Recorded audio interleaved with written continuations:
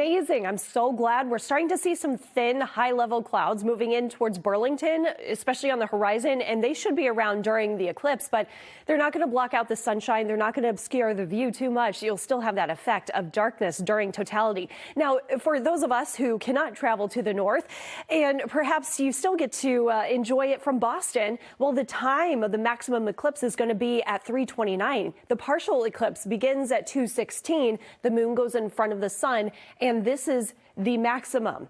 You still have to have the protective eyewear during the entire duration at 93% as well, but it looks like a crescent sun. Partial eclipse ends at 4:39. So if you don't have the protective eyewear, you can still view it using one of those pinhole projectors. I think I'm going to do the cereal box project with my son, my 3-year-old, once I get home.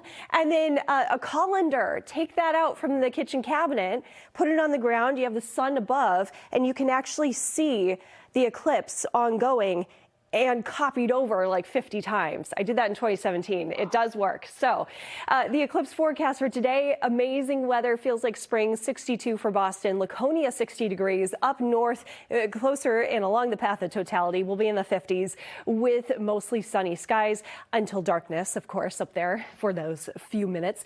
First Alert Live radar shows the cloud cover right there across upstate New York and trying to make its way into parts of western Massachusetts and Vermont.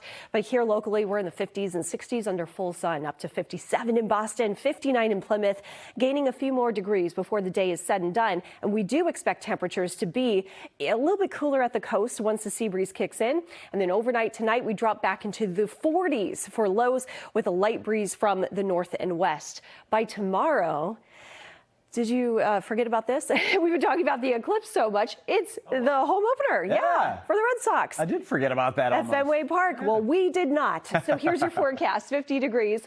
2:10 for that first pitch. And it's actually, I was looking at some of the stats, which will be on our website a little bit later in the weather blog, but it's not the coolest, it's not the warmest game day forecast for us for opening day, but it's interesting. It's going to be nice and dry at least. Not rainy, not snowy either. So great. That's a win in my book. Temperatures tomorrow in the 50s and 60s, warmer inland, away from the sea breeze and away from a backdoor front.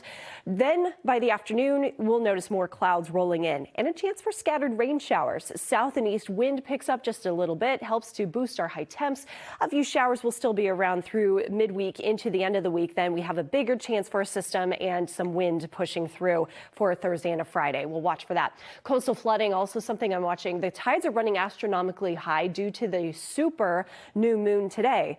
Another reason why we're experiencing such a cool solar eclipse. But pockets of minor coastal flooding will continue to occur. It did happen in some low-lying areas over the weekend, a splash over along seawalls too. And this is going to be through Wednesday evening that you have to watch for those low-lying areas with standing water from the coast.